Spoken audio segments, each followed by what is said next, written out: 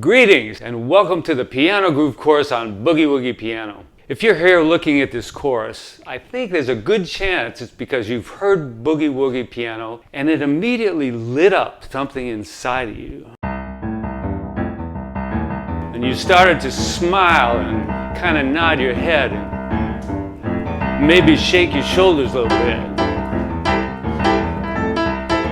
And then maybe the feeling moved down into your hips and legs and you found yourself kind of dancing.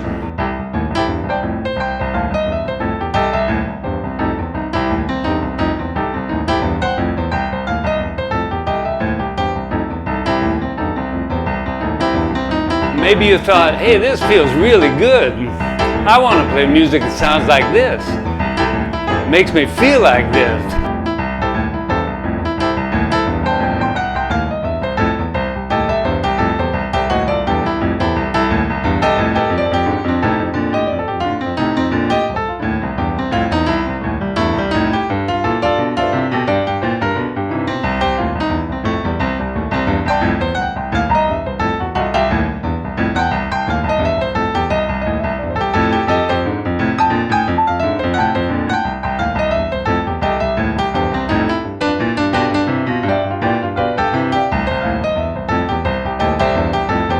There's something about this rhythm, the syncopation of Boogie Woogie, that just makes us feel good. I don't know why.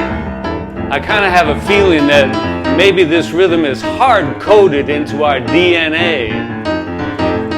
Kind of an evolutionary safeguard to give us a path to feel good when we're down, or to wake up the joy in our bodies and our hearts when we're too immersed in maybe less than joyful thoughts in our heads.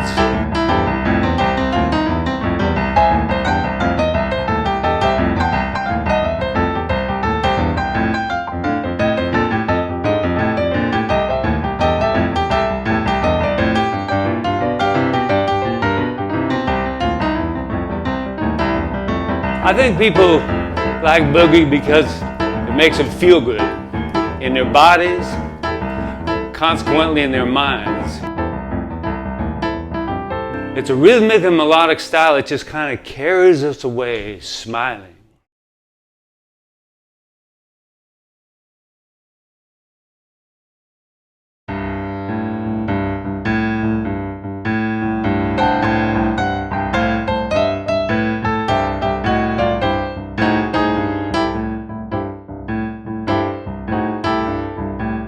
Boogie Woogie is pretty much the only piano-specific style that has developed and emerged from blues music.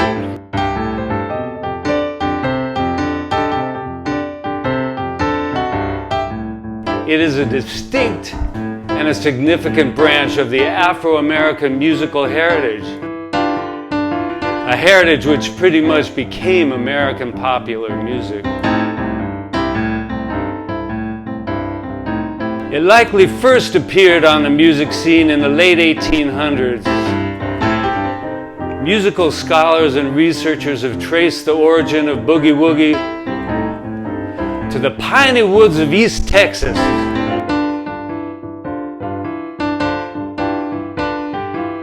where itinerant Afro-American piano players used to travel among the turpentine camps,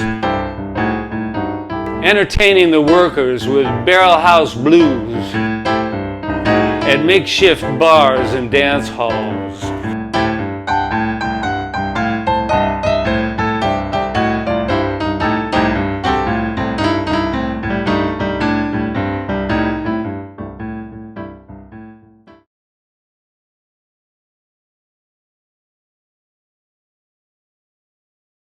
At the end of a day of hard physical labor, a cold beer and some rockin' Boogie Woogie piano would be good medicine to lift the spirits and ease the body.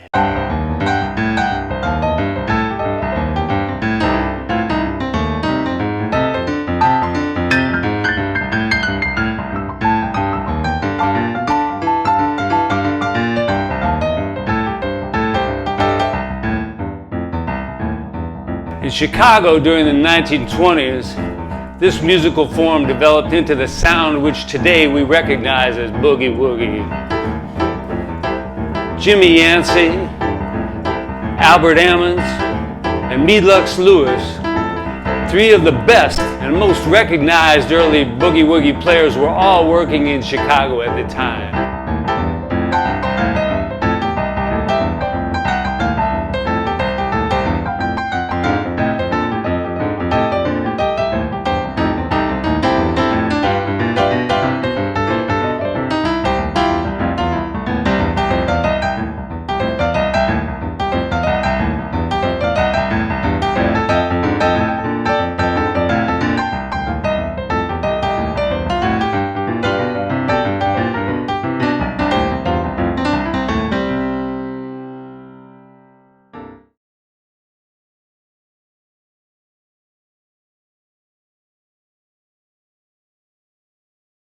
Also in Chicago in 1928, the first boogie woogie song to become a hit was recorded. A piano player named Clarence Smith, known as Pinetop Smith, made a solo piano recording of Pinetop's Boogie.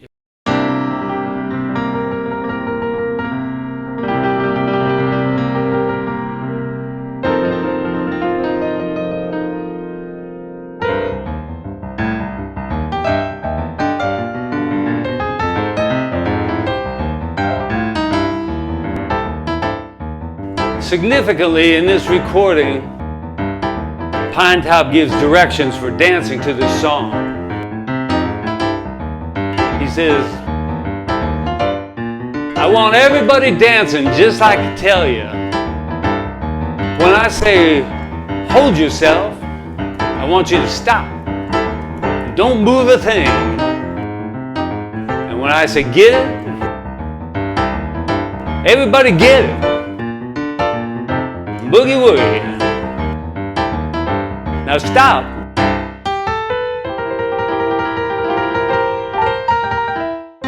Now get it."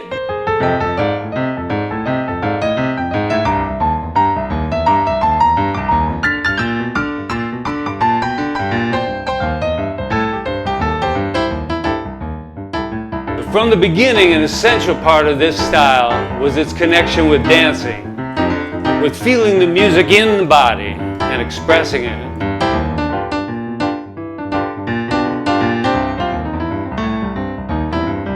Throughout the 20s and 30s, some of the greatest names in boogie woogie were playing in Chicago, Kansas City, New York.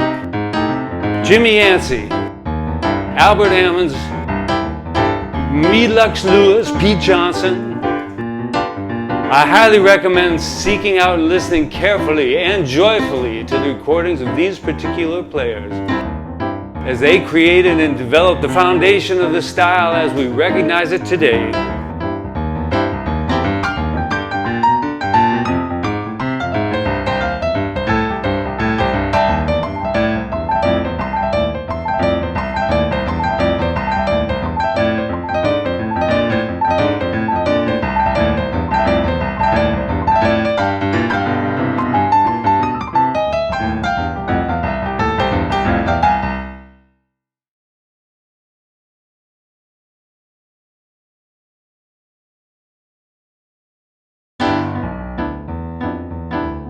In 1938, Albert Ammons, Meadlux Lewis, and Pete Johnson played in a series of Carnegie Hall concerts put on by music promoter John Hammond. These Carnegie Hall concerts brought the music into public prominence and introduced it to a much larger and white audience. The piano players became much better known. They took up residencies in clubs in New York City. Also, these concerts expanded the form from being primarily a solo piano style into the big bands. Big bands began to do boogie woogie numbers. Through the 30s and 40s, every big band had one or two boogie woogie features, many of which became hits, like the Andrews Sisters' "Beat Me Daddy A to the Bar," and later Boogie Woogie Bugle Boy of Company B.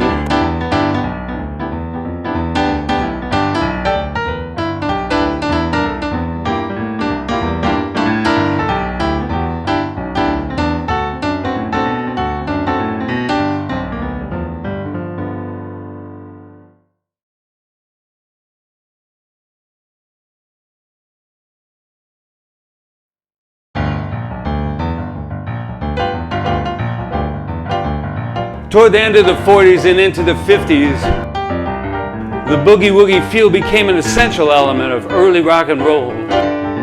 Rollin' Pete, recorded by Big Joe Turner with Pete Johnson on piano, is a straight-out boogie woogie song, and it's also recognized as possibly the first rock and roll record ever made. If you listen to Chuck Berry's hits, you will hear Johnny Johnson, a jazz, blues, and boogie woogie piano player, laying down some serious boogie woogie grooves behind Chuck's guitar.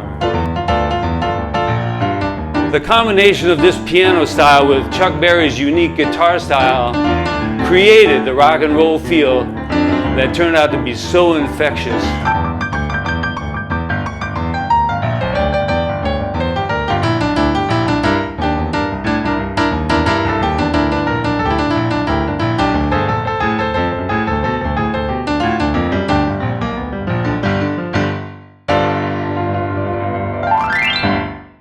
This joyful, infectious rhythm is still vital and welcome today, and everyone seems to break into a grin and head straight for the dance floor when a boogie woogie song comes on.